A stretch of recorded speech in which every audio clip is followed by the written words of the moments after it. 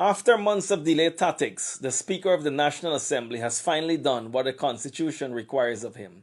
The meeting to elect the leader of the opposition will be held tomorrow, Monday, the 26th, at 10 a.m. at the Parliament Building, Georgetown. Your initial thoughts after that marathon session, the Minister of Finance reading the 2026 budget, your thoughts? Look, after 6.5 hours, the only thing I'm impressed by is maybe Ashley's fortitude. What really happened at the meeting today? Well, we elected the leader of the opposition. Like I said last night, it was 5 minutes and then that was it. To highlight this matter, where is the $200,000 YSI give them pick me? What make I life and fucking heaven till a hell for? If I lie to children, who am I not gonna lie to? I tell a pick I give them $100,000 for them grant and $100,000 for them passage right there. Talk the things, me comfy, talk the things, you hear? Talk the things, me comfy, talk the things, you hear me? Talk the things, me comfy, talk the things. Me no business, me no care if them screw face, whoa! Talk the things, me comfy, talk the things, you hear me? Talk the things, me comfy, talk the things, whoa! Talk the things, me comfy, talk the things. Me no business, me no care if them no worried.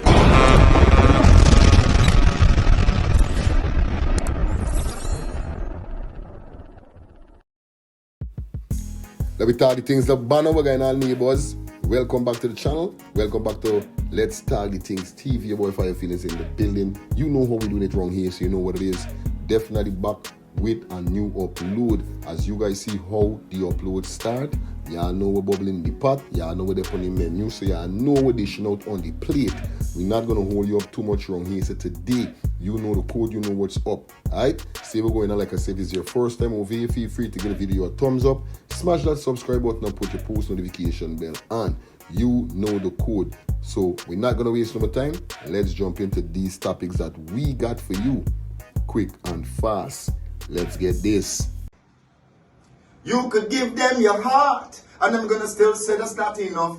Jah alone knows that you got it tough. He restored my soul like Lazarus and told me to live right even when man and just. Yo, this is Alabama. Your guy and his artist representing for Talk the Things TV, where we talk the things. Yo, big up Fire Feelings, and remember, comment, like, and follow. Alabama representing, you know. Boom! Well, viewers and subscribers, welcome back to the channel. Where today we got some stuff to run through quick and fast, and like I said, we're not going to hold you up too long. We're going to kick it off with the man called Mohamed. Now, Mohamed definitely dropped a video the day before he was, we should say, elected as the opposition leader that he is. Now, a lot of persons were saying that the PPP is going around, coming around, and all these kind of things, but they had their work for do it, whatever they're doing. And Mohamed got his work for do by just waiting patiently. So here we're going on. We see whereby Mr. Mohamed dropped this video here, so addressing to the speaker, viewers and subscribers. You guys take a listen to what Mr. Mohamed have to say about the speaker and the PPP government. Take a listen. After months of delayed tactics, the Speaker of the National Assembly has finally done what the Constitution requires of him. The meeting to elect the leader of the opposition will be held tomorrow, Monday, the 26th, at 10 a.m. at the Parliament Building, Georgetown. Though there have been many attempts to interfere in this process and rumors suggesting that win is divided, it is my expectation that the process will proceed smoothly in accordance with the Constitution, our parliamentary standing orders, and established parliamentary practices. I am fully prepared to assume the responsibilities of this office, which carries a constitutional mandate to hold the government to account, while always acting in the best interests of the people of Guyana. In this regard, please be advised that I will name the opposition's members to the various parliamentary committees immediately following the completion of the process. These committees are central to the effective functioning of Parliament, and the opposition stands ready to play its full and constructive role. Further, I have authorized the Chief Whip of the opposition to engage the Clerk of the National Assembly to make the necessary administrative arrangements so that all facilities, staffing, and entitlements attached to the office of the Leader of the Opposition are put in place as a matter of priority, in keeping with established norms. This is not about personalities or politics. It is about ensuring that our parliamentary democracy functions properly, transparently, and without further delay. Fellow Guyanese, we are aware that the national budget is to be presented tomorrow without any input from the opposition. We were denied consultation, and this exclusion should be concerning to all Guyanese. 58% of Guyanese live in poverty, with 38% of them in abject poverty. Against this backdrop, we hope the budget meaningfully eases the burdens our people carry. Development cannot be for a select few. Our greatest resource is our human resource, and this budget should reflect care, dignity, and value for the people. We await the reading of this budget tomorrow afternoon. I will scrutinize it carefully, and then I will make my pronouncements. The people of Guyana deserve full representation, which I am prepared to do. Bye-bye, Mohamed. You say it well, you say it perfect. Well, I'll tell you this, who God bless, no man curse. Like I keep telling you, in this life where people don't understand, your time, God time is two different time. Second thing, man is plan, God is wipe. You understand? So all the talking, when people talking and when saying, oh this, oh no, he still got elected in. No joke. And we love this. Now we heard when they went to the meeting for Mr. Mohamed get elected in, we heard that the APNU walked it out. Only Amanza stayed and voted for Mr. Mohamed. You understand? Viewers and subscribers, take a listen to what Mrs. Amanza had to say. What really happened at the meeting today? Well, we elected the Leader of the Opposition. Like I said last night, it was 5 minutes and that was it. Going. The process was smooth. Nominations were open. Mr. Hazrat Mohamed was nominated. The nominations were closed. Apnu walked out before the vote, but the 17 remaining MPs voted affirmatively. What are the issues you are going to be collaborating with APNU and win going forward? We have an agenda that we will be rolling out in the coming days. A lot of our work will be centered on electoral reform, because I keep maintaining that irrespective of the political work that's done, if the electoral machinery remains captured, then the will of the people will always be frustrated and thwarted. And so we'll be doing work on elections, we'll be doing work on citizenship reform and the issue of Commonwealth voters voting, and on all of the issues that affect the lives of Guyanese people. Anything on who will shadow what and so on? Not as yet. Those discussions have not happened. Any expectations of the budget today? I do not harbor expectations of the government as it relates to the budget. I anticipate there will be more money, massive expenditure on infrastructure, and very little for the quality of life of Guyanese. But we'll see when we go there this afternoon. You're going? I am going. My condition was that unless the Leader of the Opposition is sworn in, I will not be sitting and listening to Ashley. Now they've sworn him in, and so I have a duty to go and to represent the people, not only that voted for me and for Guyana, but the people who turned up to the polls and cast their votes. What does it amount to? What does the walk by Afro amount to? An extension? Given the fact that you made it, I think you said you voted. I did vote. I am not clear. I think Mr. Isaacs may be able to explain whether it amounted to an abstention. It more than likely would be, but it would be good for the fact to clarify that. Any other issues were dealt with today at this meeting with opposition members? No. Like I said, I keep saying this is a very rudimentary run-of-the-mill process, not deserving of a lot of the drama that we've seen. Look, understand that for a candidate to enter into elections, there are requirements. If a candidate meets those requirements and they're allowed to contest in an election, and the people vote in a particular way, then who are we to ignore how the people have voted? So all of this is much ado about nothing. It's a distraction from the fact that we're rapidly descending into autocracy, evidenced by the fact that you all are outside the parliament and not in the public buildings. So, you know, I want to say to us, we have a lot of work to do. And you in the media are going to be critical to that. So I'll see you guys this afternoon at the Architect Convention Center. There's one thing I could tell you, I'm not going to tell no lie. I rate this sister with name Amanza now.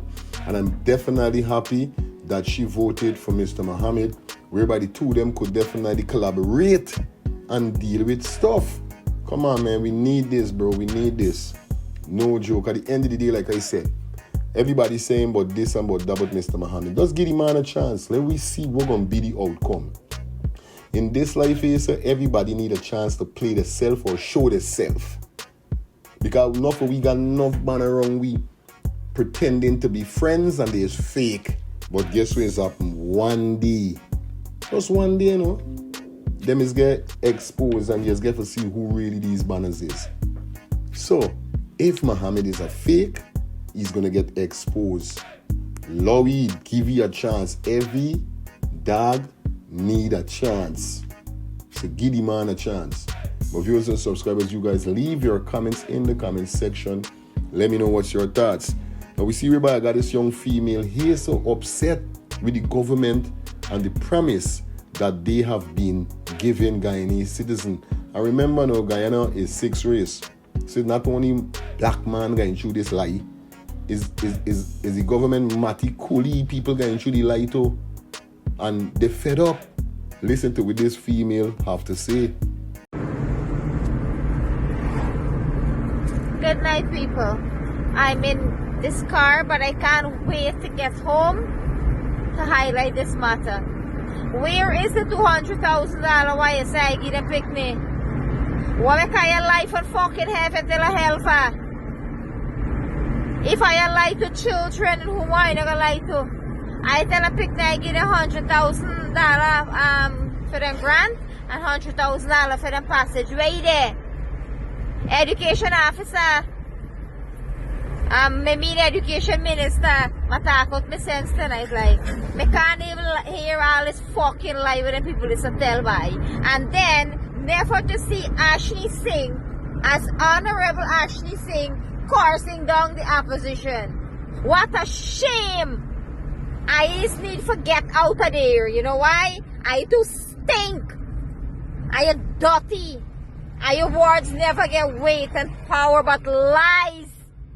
But you know what happened? Many are good for you because when an election campaign, when the people that were telling you all that all the fake promises from the PPP just to go back in power, even I get all the fucking costs.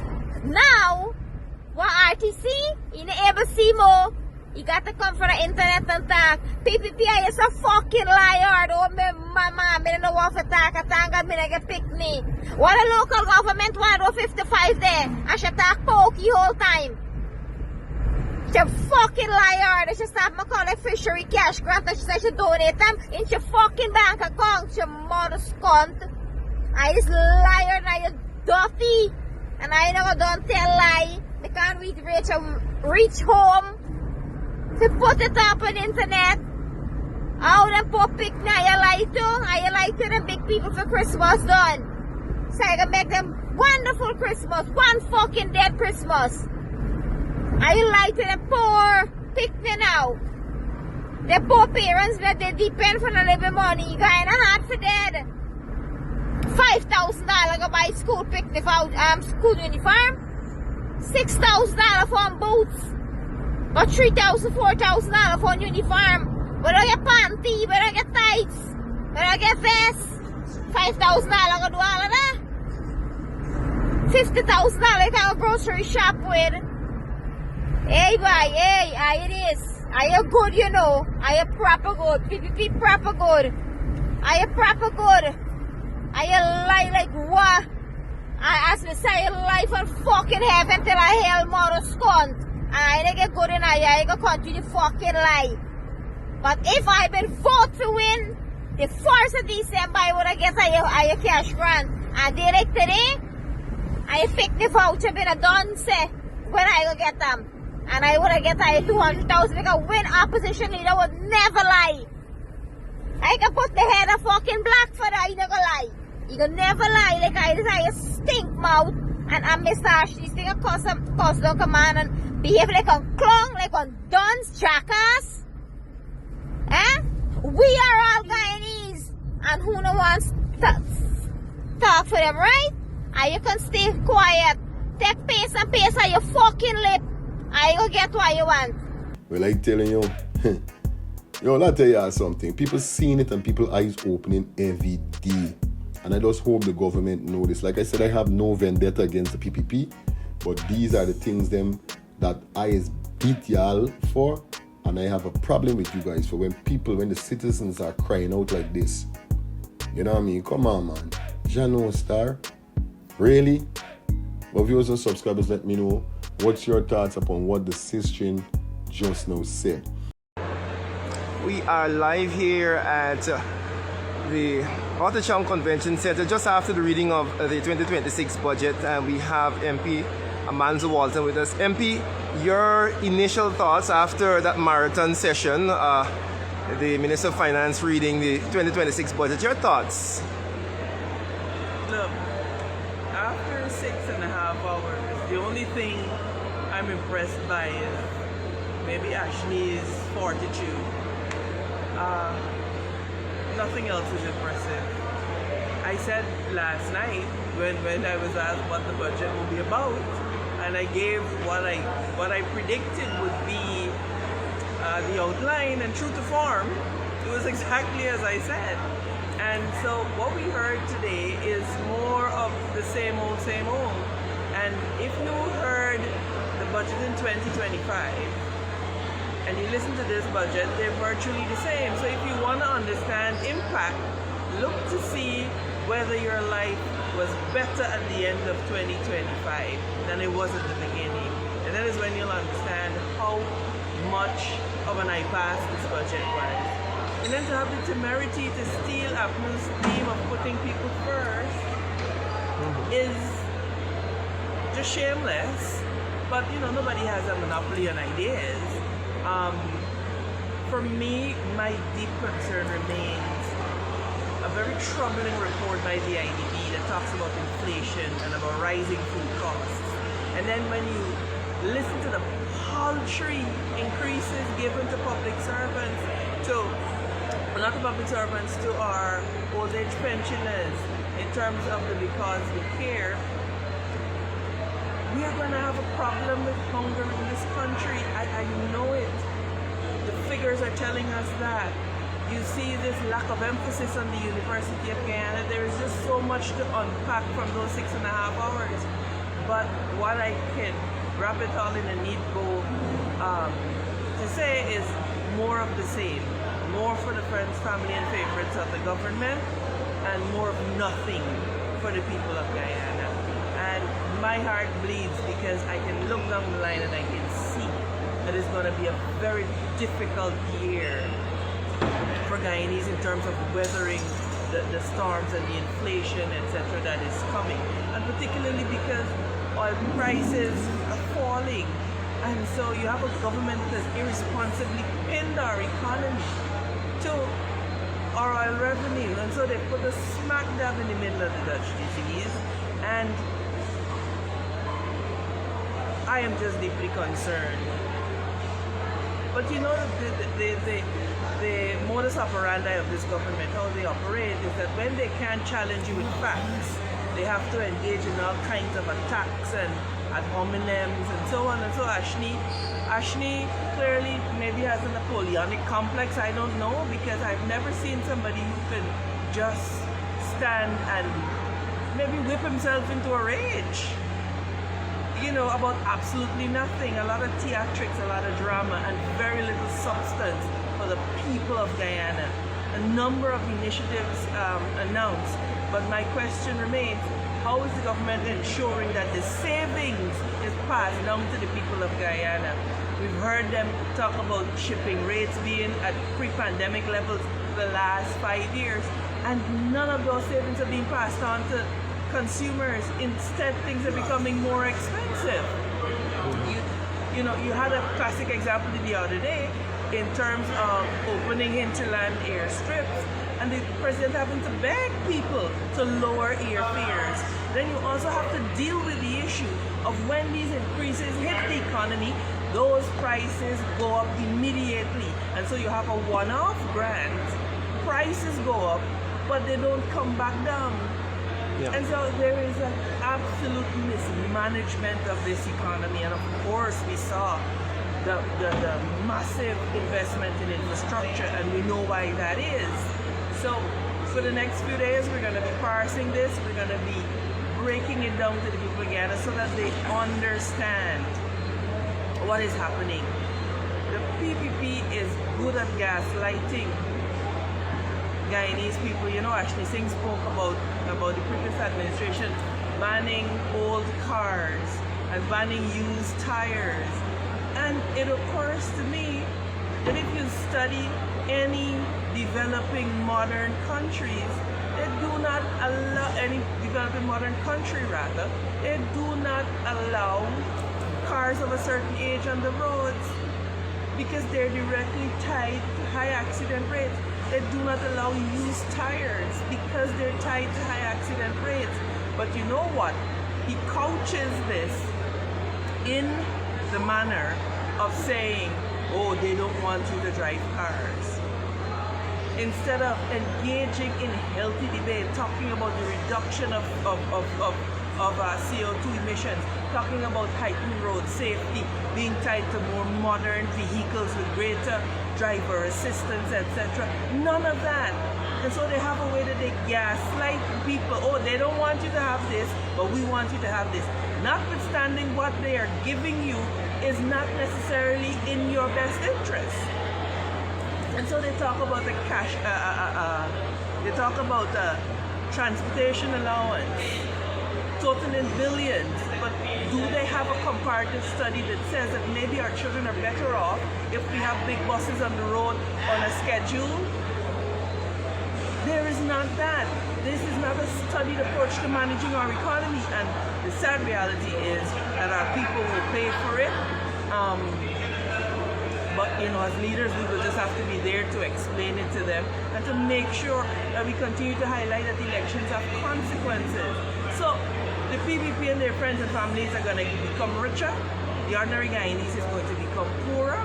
The sycophants and those who believe that they have to bend the knee to this government, I'm sure they will get some crumbs, and we will roll along the way that we have been rolling along for the last year. The question that the Guyanese people have to answer is, when will enough be enough for them?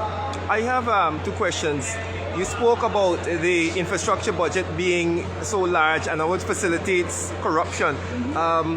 We see a number of grand initiatives being announced in infrastructure. Do you believe that this is the same modus operandi this year? Same modus operandi. No increased capacity in terms of project execution. And in fact, we all know that executing these projects are a problem. So we do not have the capacity neither in the public sector or in the private sector. So we continue to have the same problem. And then our efficiency gap. They're doing nothing to tackle that. They're doing absolutely nothing to tackle it. Understand how this government manages this country. They point to somebody and say, that is your enemy. And they distract you with that is your enemy. And they gaslight you into thinking that that person means you no good. They gaslight you into thinking that they mean you good, so that the mediocre and the bare minimum that they bring to you feels grand. And that is what we have to understand, and that's what people again got to wake up and understand. You cannot continually be gaslit by the PPPC administration. Yeah, I know that you were responsible for foreign affairs in the last parliament. What did you hear in this budget that is encouraging as relates to foreign affairs and foreign relations? Absolutely nothing. Todd got some more money to do God knows what. I mean, I think the only thing that they can, have some pride in is the case before the ICJ. And of course, we will continue to support that 100% when it comes to our territorial integrity and our sovereignty. We don't play. But, for example, the migration policy. Irfan Ali has been talking about the migration policy for the last 3 years. There is no policy in place. There's not even a framework for a policy being put in place. And let me say this government is failing to manage migration. I had a citizen, a business owner, share with me a very concerning experience in that there are a number of these business people who hire, of course, Venezuelan nationals, Cuban nationals, etc. And they had the experience where they hired a lot of these people and then suddenly all of them resigned as a group, intending to cripple the business. And these are the eventualities that this government are failing to address their minds to. So they do not understand how occupation and employment apathy in Guyanese, coupled with, because people are like, why am I going to work for $80,000 a month? That has to be tackled. That employment apathy has to be tackled, coupled with this lack of managing who we have in our system. It makes our local businessmen vulnerable. And when I talk about national security implications of a lax migration framework, this is exactly what I'm talking about. Yep. So, in other countries you go, they will have requirements like if there's a Guyanese qualified to do the job, then you cannot hire a non.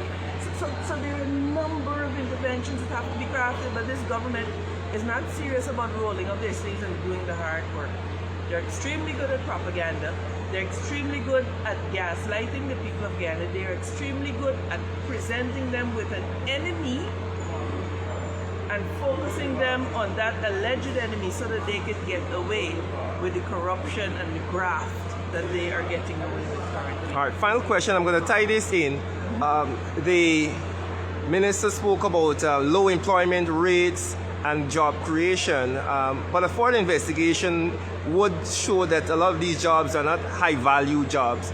And I'm tying that in with this idea of lowering the cost of living.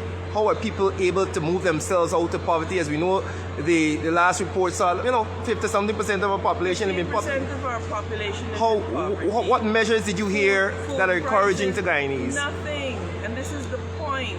Everything that has been delivered today has been designed to get money into the hands of the wealthiest. That is all.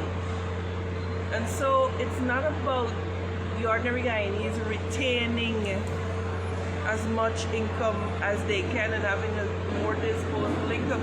It is simply about using the people of Guyana as a conduit for the cash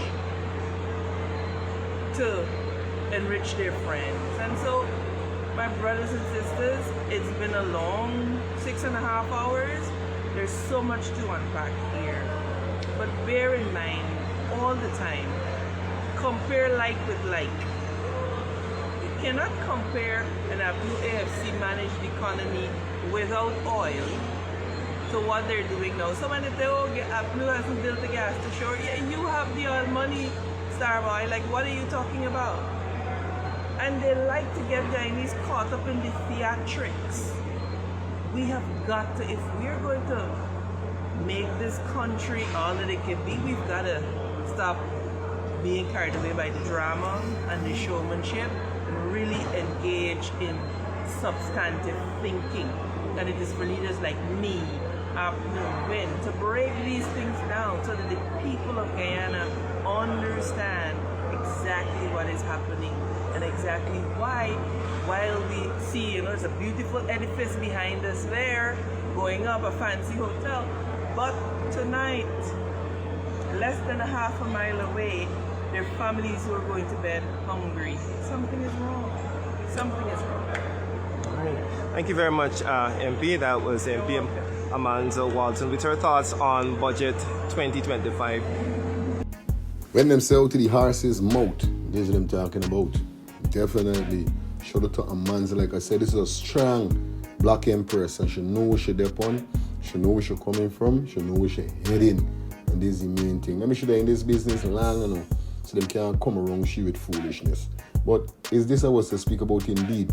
Because we even see whereby, you know what I mean, the thing was intense inside, you know what I mean, in the budget. Why is it was reading for the budget? It get real intense. I tell you, it gets so intense still. Anish, sing. I hope this in name. The man talking about AP and you and all them thing about who scatter. This is what Amanza just now saying is you got the high money. What's stripping this? I want to blame AP and you. In AP and you time the high money wasn't there. You know what I mean? And when when AP and you take over in Granger days, they didn't even got money in the budget. You know what I mean? The budget, or should we say not the budget, the treasury. The guy in the treasury here was empty. So, it's crazy though. But y'all leave your comments in the comment section. Let me know what's your thoughts. Anyway, here's a part we're going to take or leave. It was a pleasure being here with you. Like I said, if you watch the content so far, feel free to give the video a thumbs up, smash that subscribe button, and put your post notification bell on. Let's start the things where we talk the things over here. So it's your boy Fire Feelings, aka Mr. Let's Start the Things. See you guys until next time.